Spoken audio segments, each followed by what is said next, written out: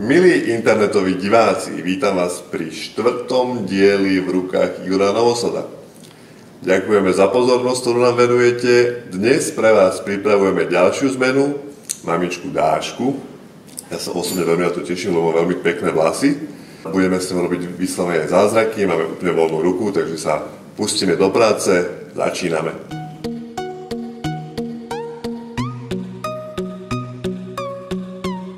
Dáška má veľmi pekné vlasy, ktoré rastú niekoľko rokov. Bola veľmi pozitívne naladená na akúkoľvek zmenu, ale tak samozrejme, že nebudem ju strihať nakrátko. Rozhodol som sa preto, že jej vlasy pri korienkoch zafarbím, pretože tam má začínajúce šedinky a po celej dĺžke vlasov ich špeciálnou technikou zosvetlím, aby tam bolo vidno ten rozdiel. Použil som takú svetlohnedu dúhovú farbu. Keď sme vlasy zmyli, sme ich natonovali. Čo sa týka strihu, tak tam som jej vlasy skrátil vzadu asi o takých 10 cm. Vpredu som jej ich prestrihal, celé som to prezdušnil.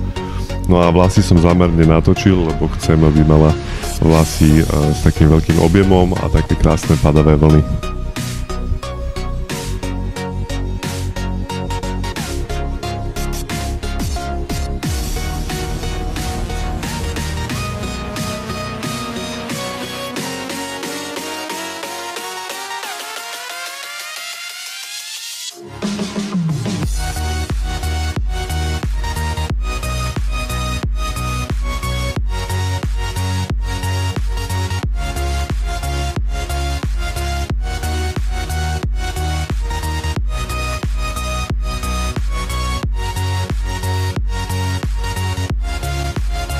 Dnes som líčila Dášku, ktorá podľa mňa má veľmi pekné črty tváre a hlavne má nádherné oči, takže na tie som sa zamerala, to som zvýrazňovala, tú jej zvláštnu farbu. To líčenie bolo jemné, aj keď boli pritom dosť výrazné pery, ale taký nejaký jeden bod, ktorý je zaujímavý na tej tvári, by tam vždy mal byť, hlavne keď sme to prispôsobovali tomu oblečeniu a tým plaskom. U nej najväčší problém bolo obočie, ako býva väčšina u skoro všetkých žien už.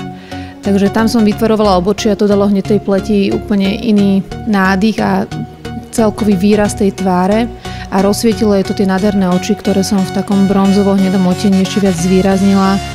Trochu dolepila trsov, aby sme tie očka tak opticky otvorili a na pery som použila výraznejší, môžeme povedať, že skoro kriklavo červený, ale nie rúž, ale ceruskou som to robila, aby to bolo celé matné, lebo matné je momentálne trend na tých perách. Myslím si, že aj to oblečenie, aj ten účes tým pádom k tomu doladilo sa do takého moderného štýlu, ktorý sme chceli ukázať.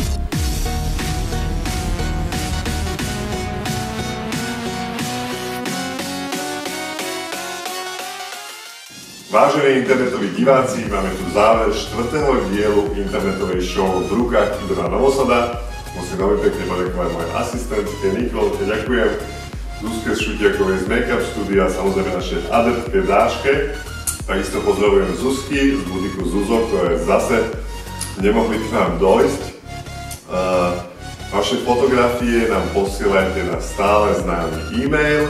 Ďakujem vám za pozornosť, tešíme sa na vás na budúce. Dovidenia.